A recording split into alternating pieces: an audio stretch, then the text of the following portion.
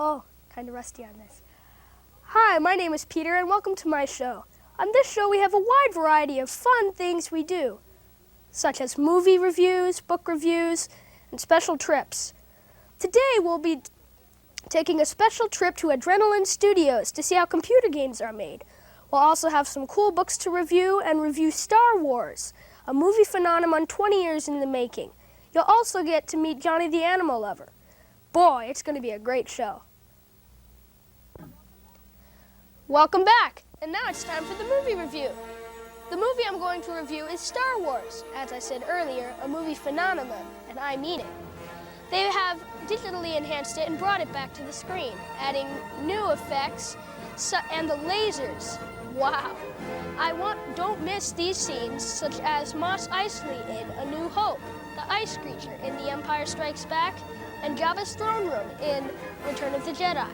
Some people disliked the scene in A New Hope where Han Solo fries Greedo in the cantina. The reason for this was because Greedo shoots first, denying Han Solo's nature as a mercenary to take the first shot. George Lucas got many letters about this, and besides, how could Greedo miss? Overall, it was a great movie, and I encourage you to see it. And for kids like you and me, we get to see it on the big screen.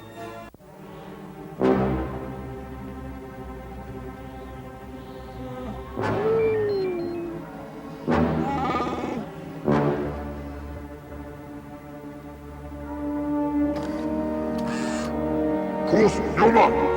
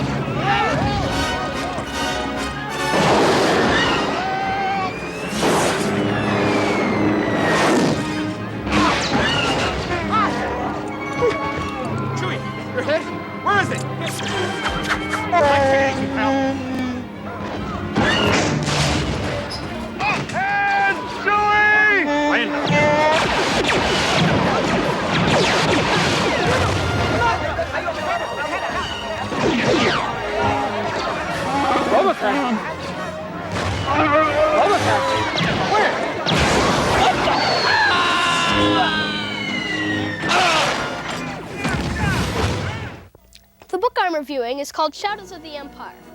This book comes in between Empire Strikes Back and Return of the Jedi in Star Wars. The story is about the rescue mission to free Han Solo from Carbonite. It is written by Steve Perry and has some exciting new twists to it, especially some new characters such as Dash Rendar the Mercenary and Prince Xizor, the newest villain. It gives a new story about this Star Wars trilogy, even though it's different from the trilogy in many ways. The second book I'm reviewing is called The Fellowship of the Rings. This book is written by J.R.R. Tolkien and is the sequel to his The Hobbit. It is about a hobbit named Frodo, a powerful ring, and a quest to save the land. I encourage you to read both of these books because they are very exciting and lots of fun. There are a few long parts of it, and they're both very long books, but nonetheless very exciting.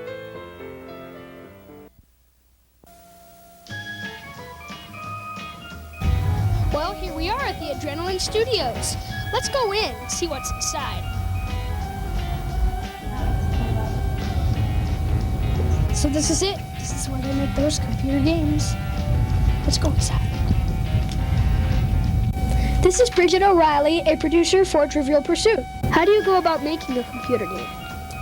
Well, if you have the idea yourself, you have to find a developer, which is what we are, and then you have to find a publisher or a distributor, which are the bigger game companies such as, Playmates or Sega, Sony, Disney actually develops their own games and they publish their own games. We're just a production house, just a developer. Tempen Alley we made for American Softworks, and the Vampire game is not yet released. The original publisher may not be with us through that, so I won't get into that. Trivial Pursuit is made for Hasbro, and they're responsible for most of the board games you grew up with. Scrabble, Clue, of course Trivial Pursuit, Risk, Battleship. We make some toys for companies like Mattel and Fisher-Price. We have a computer mouse that we made for Mattel that's actually a Mattel Hot Wheel car, which is really cool. We have engineers who work downstairs and actually build peripherals and toys. We have a Radar Robot preschool learning game that's voice recognition, and that's out right now by Fisher-Price. So we do all sorts of things, but we don't self-publish. And basically there's 4 main steps to making a computer game. I guess you would start with pre-production or the concept and design phase, and then you begin production and engineering and making all the art. And then there's the testing phase, which most of that happens out of house, although we do some in-house. And then it gets published and manufactured. So that's basically the 4 main steps. In the case of Trivial Pursuit, it was a board game first, and then Hasbro, they came to us and they wanted us to make the first CD-ROM version of the game. And we've since made 3 different ones. One for the US, for Mac and PC, and Sega actually, and one for Europe, which was PC. And then we re-released the US version with the screensaver. So we've actually done all 3 CD-ROM versions of Trivial Pursuit that are out now. Wow. Now, how exactly do you play Trivial Pursuit? Well, with the board game, you just read the questions and then you shout out the answers, and the answers are on the back of the cards. But what we did was we introduced multimedia elements into the game. So there's audio questions, and there's video questions, and then there's still photograph questions. So every question has a picture or a sound with it. And how would you win this game? Well, Trivial Pursuit works with this pie, and you get 6 pie pieces, 1 for each category: history, science and nature, etc.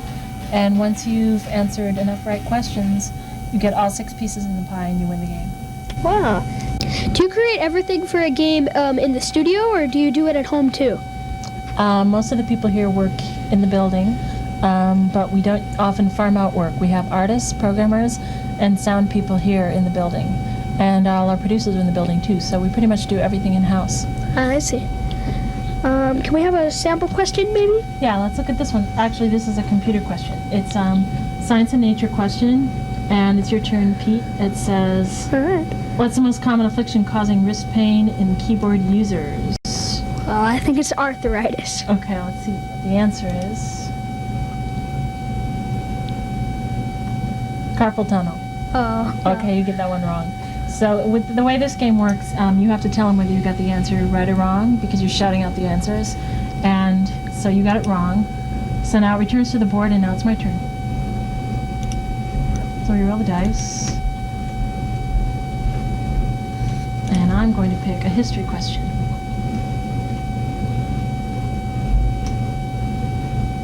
You know who that is? No. Okay. What war saw this general win 2 Purple Hearts and 3 Silver Stars? Persian Gulf War. That's Norman Schwarzkopf. Oh, so he won the Purple Hearts for the Vietnam War.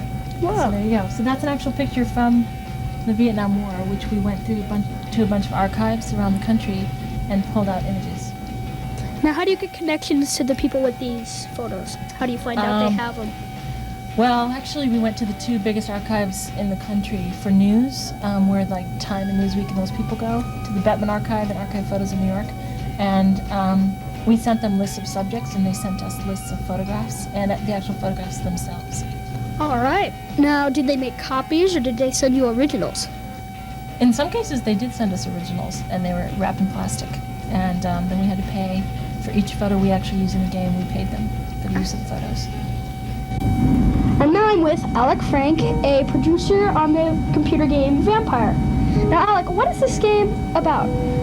It's an action-adventure role-playing type game where your character named Kyle starts out as a human being at the very beginning and quickly becomes a vampire. And he has a week to figure out why he was turned into a vampire and who did it.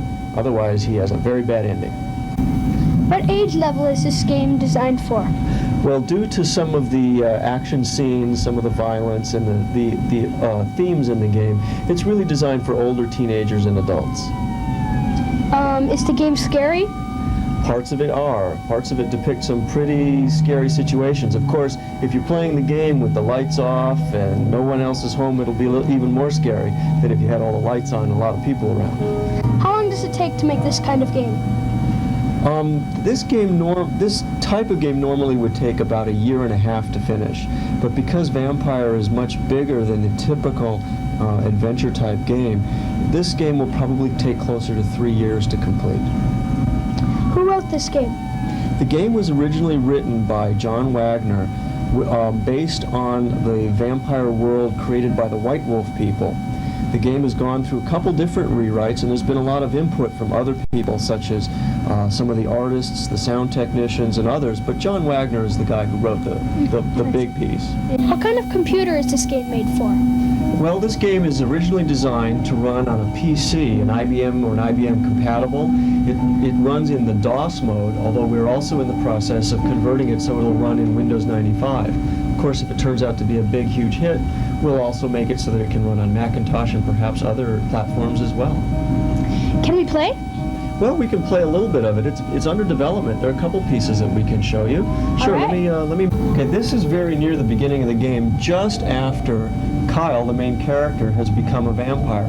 He's been attacked in the church, and he's been thrown into this padded cell in the asylum. And the first thing the player has to do is figure out how to get out of the asylum. So he walks over to the door, and he selects open and tries to open the door. Move back. Oh, okay. What do you want? So as you can see, a nurse has come to the door and asked him, what do you want? At this point, you have the option of either talking to the nurse, fighting the nurse, or, since you're a vampire, bleeding the nurse. If we try to bleed the nurse, watch what happens. Roar! I like you too. That didn't work. So we'll try opening the door one more time. Move back. Oh, okay. What do you want? Let's try talking to the nurse this time. Maybe we can talk our way out. Hi. I need to get treatment for a condition I have. Is it an emergency? Well, no. I was just thinking maybe you could. Give me a break. That didn't work either. Well, it turns out the way to do it is to fight the nurse. Because remember, you have the straitjacket with you. Oh, okay. What do you want? She rules the cathedral area. She's in charge of the cathedral area. And upstairs, we're downstairs below the cathedral right here. And upstairs is where that guy was hanging from the rope. And so he got killed, a big powerful vampire got killed in her cathedral, and she's trying to figure out why also. She wants to know also. Now, what could you gain from talking to this lady? Well, she's going to help Kyle get through the game. This is Paul Bolton, an engineer vampire. How many people are working on this game? As far as writing software, there's 3 people working on it. I'm working on the engine, and Alec and Mark are working on the scripting, which is the part that makes it specific to Vampire, not a generic engine that could be used on other games. What is a computer bug?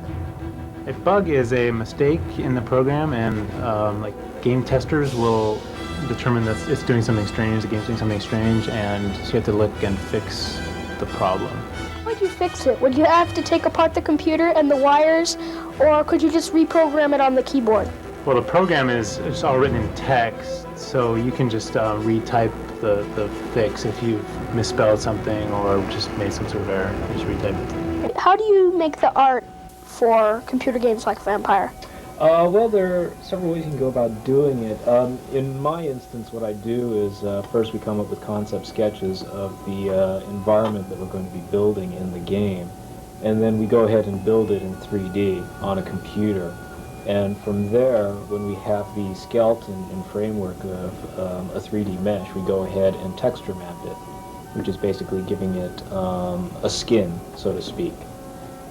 Is that what this is right here? That's exactly what you're taking a look here. What you're seeing on the screen right here is basically the skeleton of a particular set in the game, which is the main character's apartment. And it basically gives you an outline of every object within the set. And then from here, what we do is we determine how we want to dress up the set, as in putting its skin over the skeletal structure. And that's done with something called texture maps. And the texture maps basically are the final step in giving a set its rudimentary volume and feel. How would you get the art onto the computer? Would you scan it, or? Generally speaking, for Vampire, what we tried going with was a very artistic feel to the game. That necessitated a lot of hand-painted artwork. Although it was painted all directly on a computer, it was still very time-consuming.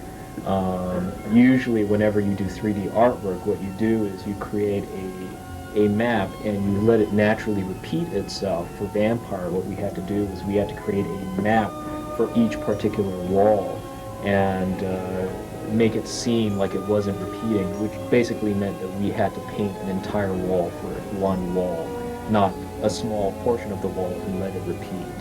What software do you use to create the art for Vampire? We use 3D Studio for creating the skeletons of the sets, the mesh objects of the sets, so to speak. And to texture map them, we use programs like Photoshop and Fractal Painter, which are digital paint programs. As you can see here on the screen, this is what a set appears like in its untexture mapped form. After it's processed and rendered out with all of its texture maps created for it, it'll look like this. This is John Wagner, the creative director and writer of Vampire.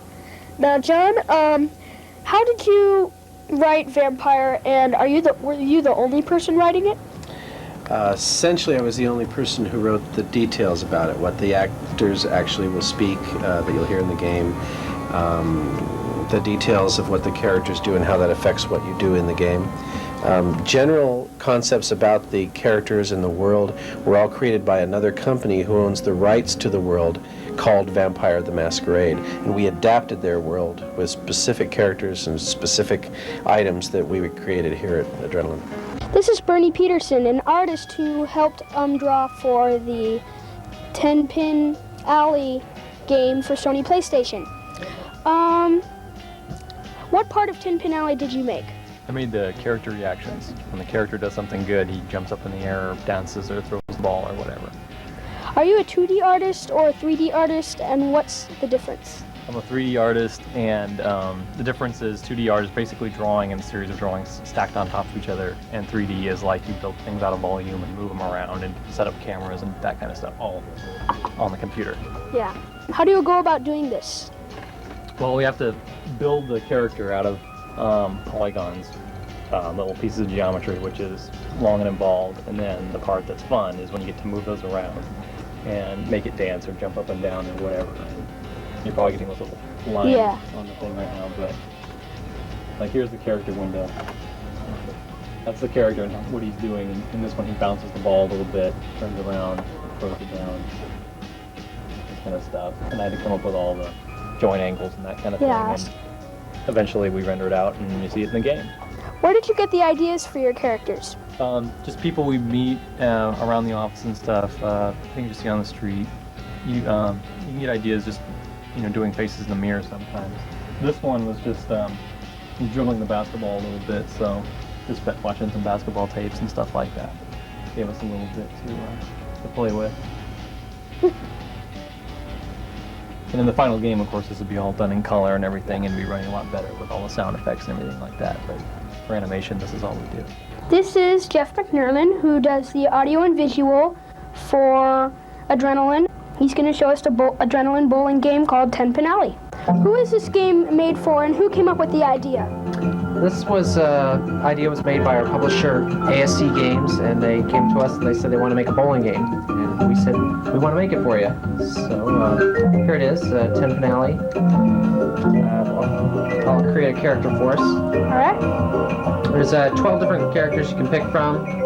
The girl, the little boy, the nerd, for lack of a better word, the big bowling guy you always see in the alleys. What kind of computer is this game made for? This game has been made for the Sony PlayStation, and we decided to make a Windows 95 and a Saturn version as well, which will come out later. All right.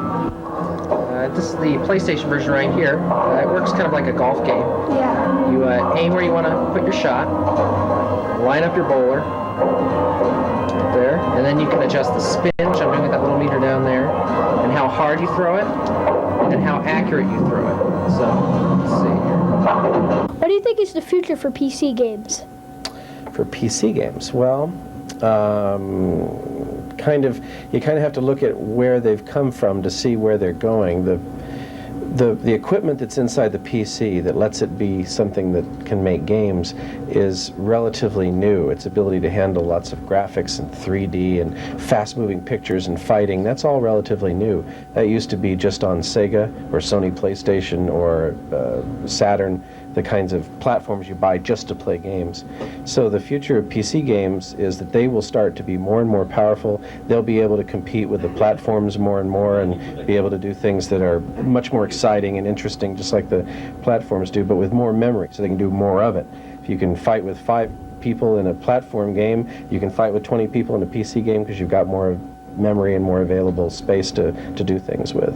So that's where PC games will go. But eventually, the PC and the television, everything that shows you images, all these things are kind of coming together. So everybody may just end up having the same system in their house at one time, and some people will watch TV with it, some people will play games with it, some people will go to school on it. That's it. Thank you very much, John. Sure. And we've learned a lot, I am telling you right now. I'm glad. And now, here's Johnny the Animal Lover. And now I'm with Johnny the Animal Lover. And I think Johnny's going to tell us something about turtles. What's the name of this turtle you got here? Donatello. We usually call him, Turtle. Now, do you know what kind of turtle he is? Pretty much the same, Chinese box turtle. What does he eat, Johnny? Pretty much like mealworms, rotten fruits and vegetables. Mealworms that you buy at the store, like not like outside worms. Here, you can hold them. Thank you. Now, what would you use for a home for it? Well, this turtle, pretty much like a sandbox. A very like small one. Would you put sand in it? No sand. And a sheetrock that you plug in, and this turtle pretty much likes a pan for its water. Do you put anything under for like newspaper or? Well, inside it you put newspaper. Oh. What do they do when they hibernate? Well, this turtle goes under the newspapers, and for any other turtle, you usually let them go under the dirt, and if they don't hibernate that well, they die. Does he like to be pet? Yes. He usually likes to be pet like you see I'm doing is I'm petting him on his head very slowly, because you see if you do it too fast, he usually puts his head into his shell. All turtles. Wow, it looks like a turtle's a great pet. Thank you for doing this with us today, Johnny. And we hope to see you again sometime. Well, you actually, thank you very, very much. And you are going to see me again. Let's just say on maybe like, I don't know when, maybe on like Friday. I had a lot of fun today. I hope you did. And hopefully I'll see you again sometime on my show. See you next time. Goodbye.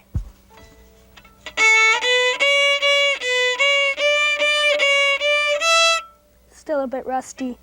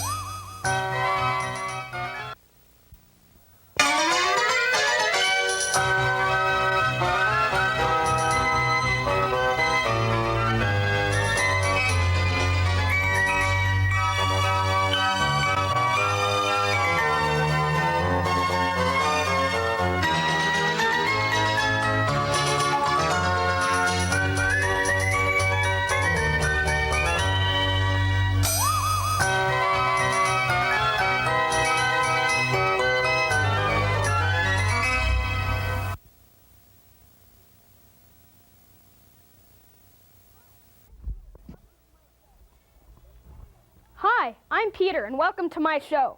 On this show, we have a wide variety of fun things we do, such as book reviews, trips, and more. We're going to learn about CCGs, customizable card games. Some of the games are Star Wars and Magic. You're also going to meet Johnny the Animal Lover. Stay with us. It's going to be a great show. Welcome back. Today we're going to be talking about CCGs, customizable card games. The first game is Star Wars.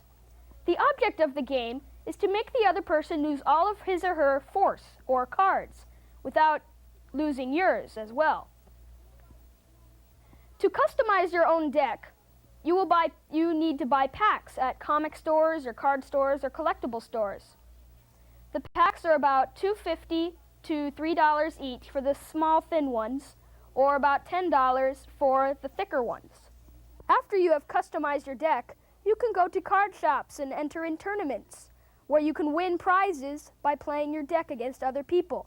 The thing about customizable card games is that everyone's deck is different because they have collected different cards. Also, the rarity of certain cards is also different. One of these cards can be worth $55 or 10 cents, depending on the rarity. Most cards that have a black border are worth more than cards that have a white border. The way to know if you are getting white border or black border in a pack is to see the bottom. It'll say unlimited or limited. Limited means that there's a limited amount of each card in the pack, which means it will be black border and possibly worth more. Same thing with white, only it's unlimited. A cool strategy that I came up with is a way to defeat Darth Vader when you are playing the light side deck.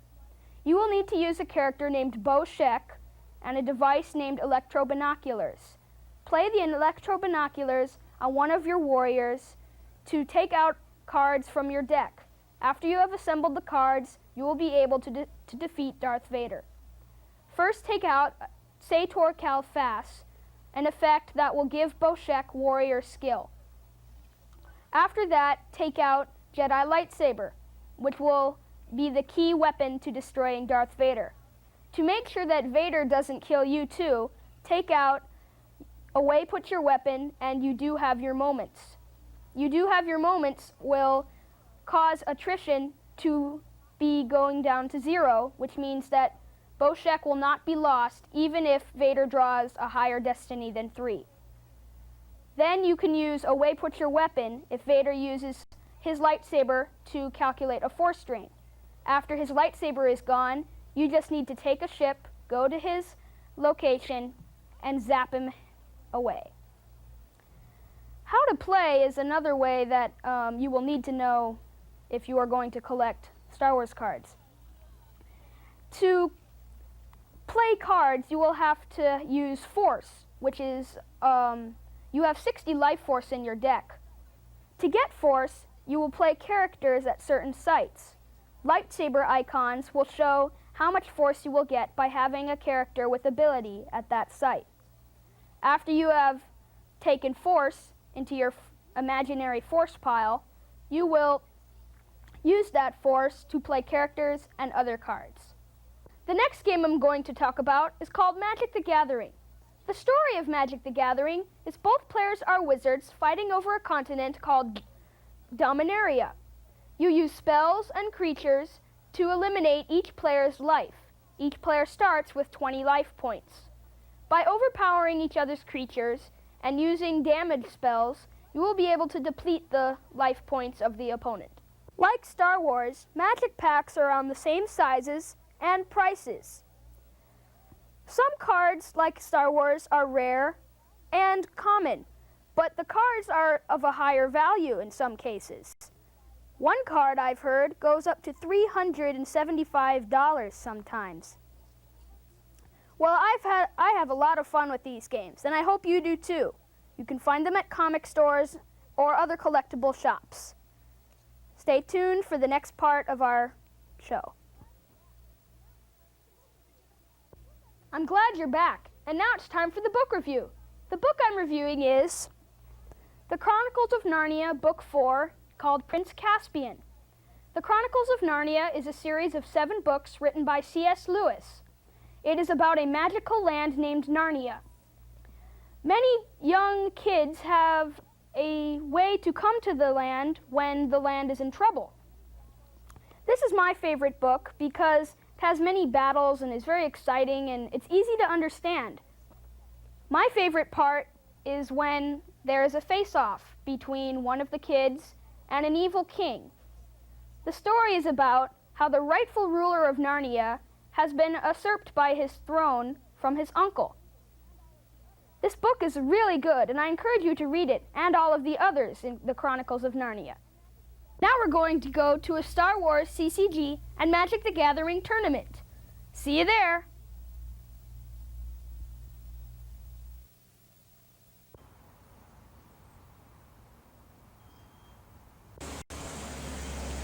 Hi, guys. Hi. Hard to see.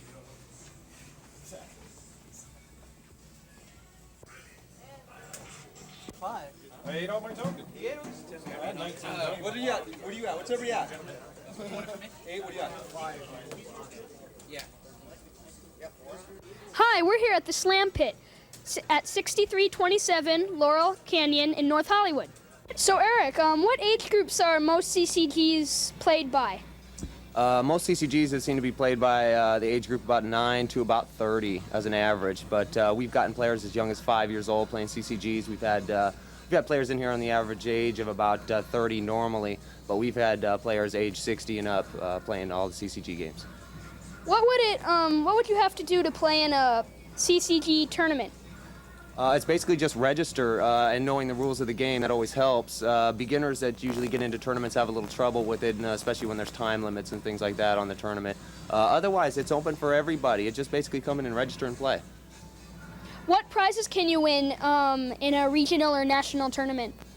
In regionals and nationals, they have been giving away cash prizes. They have given away $25,000 and $100,000 purse prizes at some of these qualifiers and professional tours, which you can basically get on the circuit of those in any sanctioned location, which we happen to be one of.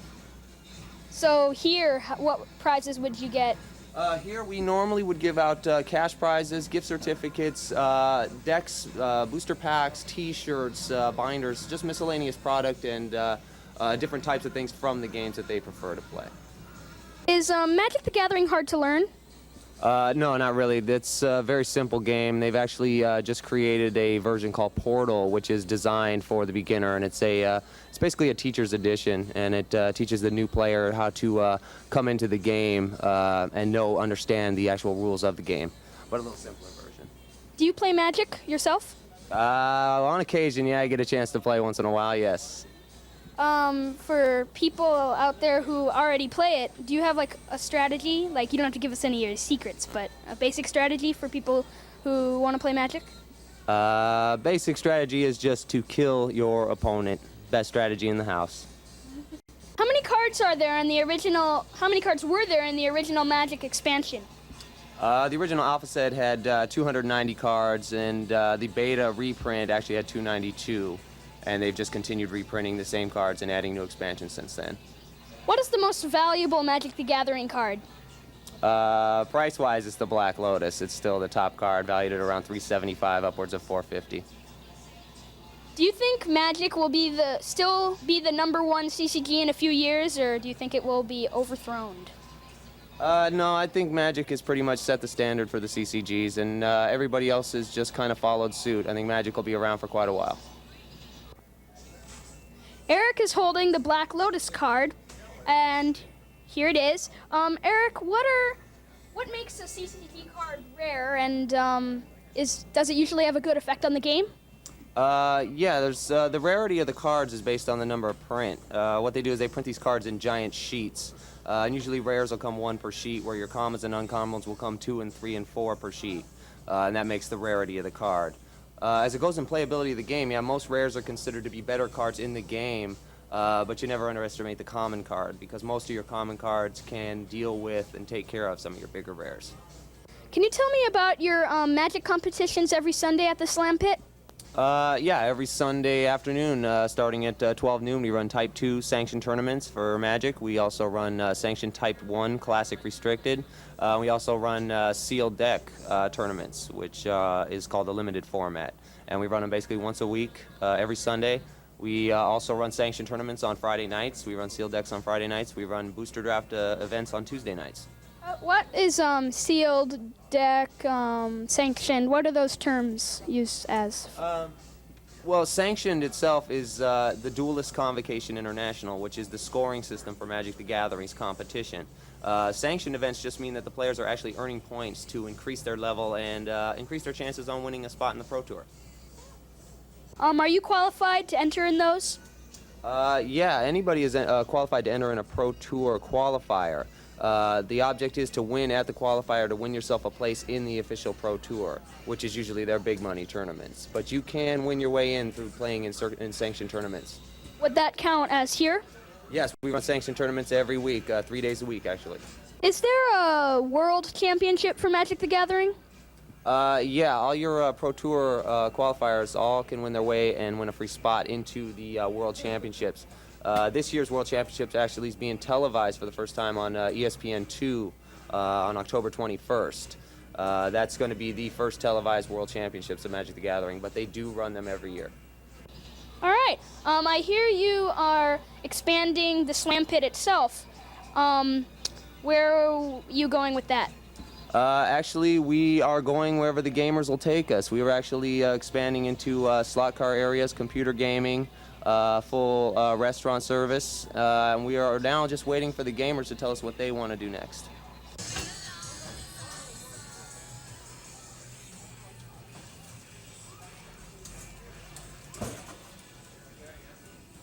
What is this? This is an HO scale 1/64th slot car track. And what would this be used for? We are actually setting this up to run full league racing, sanctioned league racing, similar to your regular racing circuits, and we'll be running that on a weekly basis. We're also working on running 18-wheeler races, motorcycle races. We'll be changing the track basically every 30 to 60 days just to keep it interesting, but it was designed because we found out that all the slot car tracks in the valley had closed down, and it was time we opened a new one. I see. How about what can you win if your car finishes first? We will be giving away all different types of prizes. We'll have trophies for first place and second place. We'll also have cash prizes, gift certificates. We'll be giving away race cars, T-shirts, all kinds of memorabilia. The prizes will always be various, and we always have it set up to where the racers can actually choose their own prizes. Cool. Does it matter how hard you pull the remote to make it go faster or slower? It's just like driving in a regular car. If you go too fast or too slow, your gas pedal, you will not make it through the track, just like I did just there.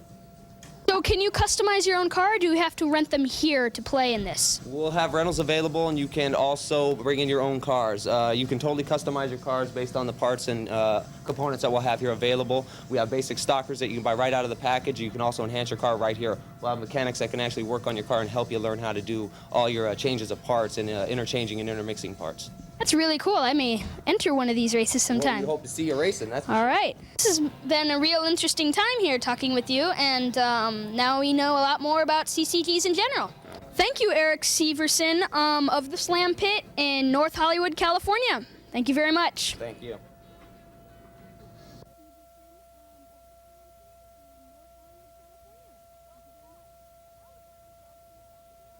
Welcome back. Now we're going to go see Johnny the Animal Lover, and he's going to tell us things about dogs. So Johnny, what does a dog eat? Most dogs eat dog biscuits, dog food, and dog meat, which is very greasy. And some dogs can eat table scraps. Is that bad for the dog?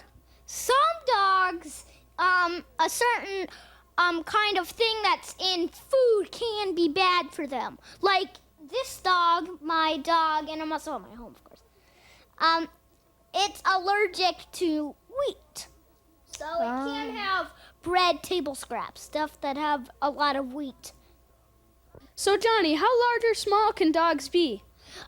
This small for a Chihuahua, which usually I think is the smallest dog I've ever, that I know of, and this big, which is about the amount for a husky, for pretty much every dog, is this big for a big husky. So it depends on the kind of dog. Well, really, yeah, because there is no really limit. It has to be a certain kind of dog to mean what limit, like when it's very old, when it's very young. It has to be a specific dog. Like Chihuahuas, they usually always stay small, even when they are maybe almost at their limit to die. What do you do when your dog gets sick? You usually just bring it to the vet, and they'll tell you what you need to do. And they also, if there's a certain medicine they can give it to you, and you use it, and pretty much that's it. How long do most dogs live? Most dogs live if they've pretty much survived. Really, if they've been taken good care of, they usually live 14 years. Actually, that's also the main amount, really. But if they've taken very good care of, they can live up to 15 or 16, and a very, very lucky risk if your dog lives 17 years.